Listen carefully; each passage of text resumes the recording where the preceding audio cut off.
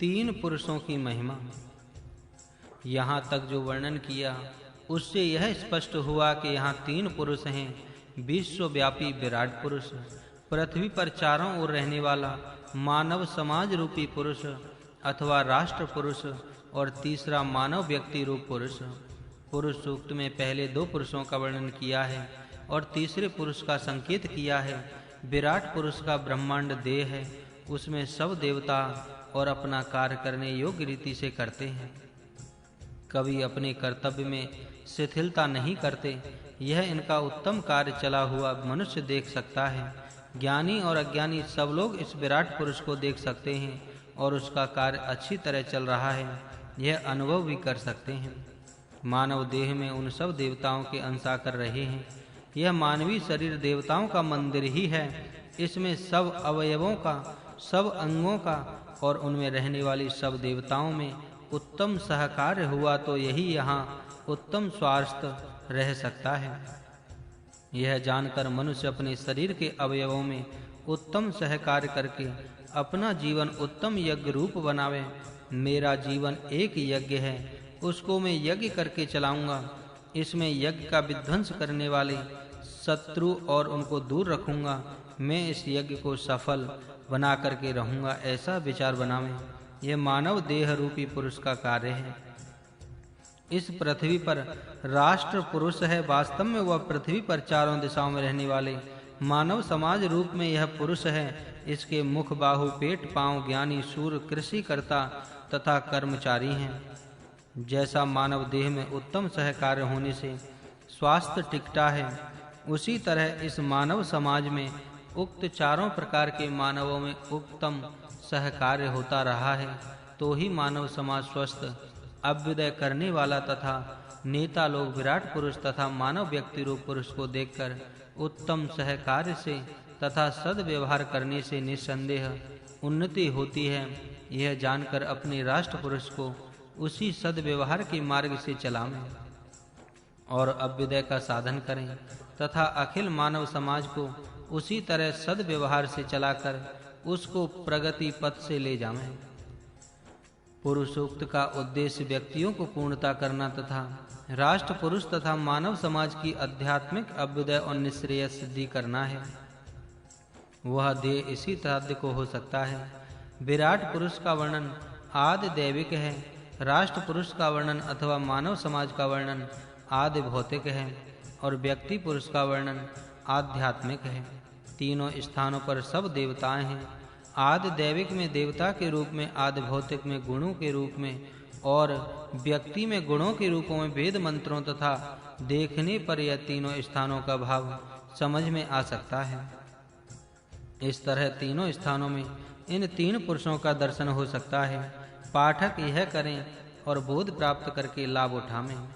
अमृत का स्वामी, भूतकाल में जो हुआ, वर्तमान काल में जो है और भविष्य काल में जो होगा, वह सब यह पुरुष ही है। तीन पुरुष हैं, ऐसा इसके पूर्व में कहा है। विराट पुरुष ब्रह्मांड देही है।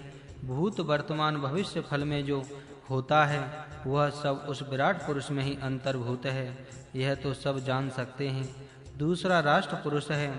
इस राष्ट्र पुरुष के विषय में देखिए कि इस राष्ट्र पुरुष में भूत काल में कार्य किए उसका परिणाम यह राष्ट्र वर्तमान काल में भोग रहा है, और जो वर्तमान काल में कर रहा है उसका परिणाम उसको भविष्य काल में भोगना पड़ेगा। यह अपरिहार्य ही है। इसी तरह व्यक्ति रूप पुरुष का व्यक्तियों ने जो भूतकाल में किया उसका परिणाम उसकी वर्तमान कालीन स्थिति है, और वह शक्ति जो व्यक्ति कार्य आज समाज में कर रहा है उसका फल उसको भविष्य काल में मिलेगा। इस तरह वेद मंत्र ने सामान्य सर्वधारण अटल नियम बताया है कि भूतकाल, वर्तमान काल और भविष्य काल में जो होगा वह सब पुरुष ही है। इसलिए व्यक्ति को तथा राष्ट्र को वर्तमान काल में ऐसे पुरुषार्थ प्रयत्न करने चाहिए कि जिनका अत्यंत उत्तम फल आगामी काल में भोगने के लिए मिलेगा। भूतकाल में जो किया हुआ उसका फल आज हम भोग रहे हैं, और जो इस समय कर रहे हैं उसका फल भविष्य में भोगेंगे। यह नियम है, अटल नियम यह है। यह पुरुष अमृत तत्व ईशानः, यह अमरपन का स्वामी है। अमरपन प्राप्त करना इसके हाथ में है। अपने पुरुषार्थ प्रयत्न से वह अमरपन प्राप्त कर सकता है। जो अमरपन अन्न से प्राप्त होता है। अन्न खाने से शरीर पुष्ट होता है और दीर्घ जीवन प्राप्त होता है। मरण दूर करने के लिए योग साधन है। इसमें अमृत की प्राप्ति होती है। मनुष्य इस अमरपन का अधिकारी है। प्रयत्न करने से ही यह अमरपन उसको प्राप्त हो सकता है। मनुष्य यहाँ इस भूमंडल पर इसलिए आया है कि वह स्वप्रयत्न से इस अमरपन को प्राप्त करे। यत अन्येन सह अववत, जो अमरपन अभ्यकर्तृत्ववानों के साथ रहने से प्राप्त होता है। प्राकृतिक भोगों को प्राप्त करना और उनके योग्य उपभोग से दीर्घ जीवन प्राप्त करके मृत्यु को दूर करना ही अमृत तत्व की सिद्धि है। श्रेष्ठ पुरुष, विराट पुरुष, राष्ट्र पुरुष और व्यक्ति पुरुष, ऐसे 3 पुरुषों का यहाँ तक वर्णन हुआ है। इनमें भी एक श्रेष्ठ पुरुष है जो जायानः पुरुषा, जो सबसे विराट पुरुष, राष्ट्र पुरुष और व्यक्ति पुरुषों से जो महान श्रेष्ठ पुरुष है, उसका एक भाग ही यह सब विश्व हुआ है। बाकी 3 भाग मूल अमृत स्वरूप में द्युलोक में रहते हैं। संपूर्ण विश्व जिसका एक भाग है, जिसका एक भाग संपूर्ण विश्व रूप बना है, ऐसा महान आत्मा, महान पुरुषार्थ, महान परमात्मा एक है। यही श्रेष्ठ पुरुष है। इसके एक भाग में परिवर्तन होता है और उससे यह विश्व बनता और परिवर्तन होता है। यह विश्व महान है, यह सत्य है, पर यह महान विश्व भी उसके एक आशंका का ही परिणाम है। उसका अपवर्तित मूल रूप वैसा का वैसा द्युलोक के ऊपर है। इस परमात्मा का इतना श्रेष्ठत्व और महत्व है कि इसके एक अंश का ही यह विश्व बनता है और बिगड़ता रहता है। बाकी उसका स्वरूप उसके निज रूप में वैसा का वैसा ही रहता है। इतना महान वह परम पुरुष परमात्मा है। विश्व के बनने का क्रम। उस महान पुरुष परमात्मा के कल्पित 4 भाग हैं।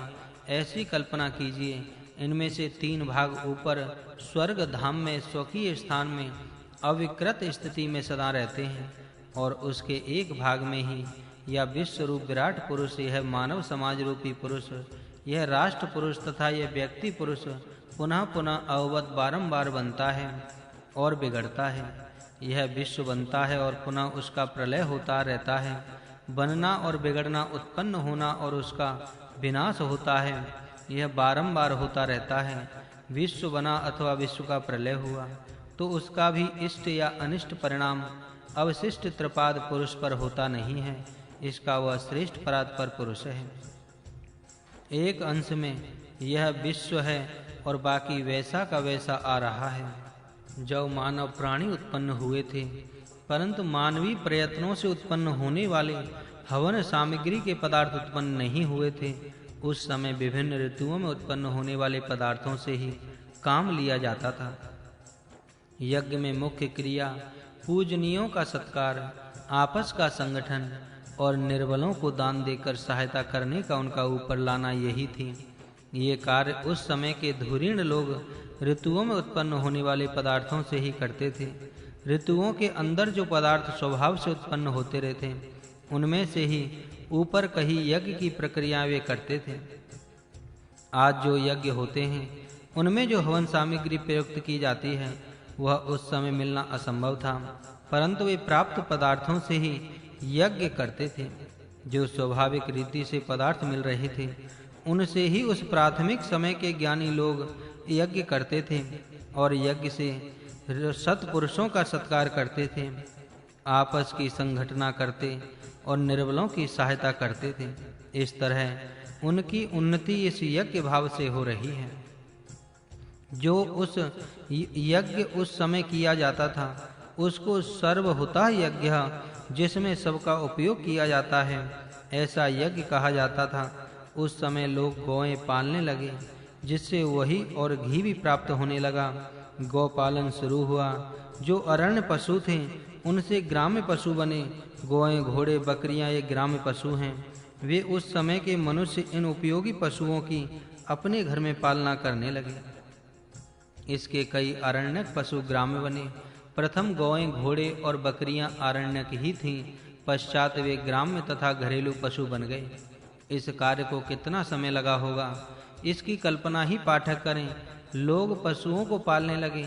इससे घोड़े, गौएं, बकरियां, भेड़ियां हुईं, अर्थात ये पशु मानवों के ग्रामीणों में, गांवों में रहने लगे।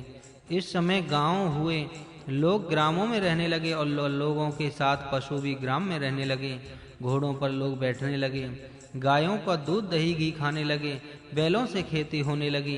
इस तरह मानवों का नागरिक जीवन सुखमय होने लगा। पशुओं से घर समृद्ध दिखने लगा, यज्ञ में घी लगने लगा और ज्ञान की प्रगति भी होने लगी।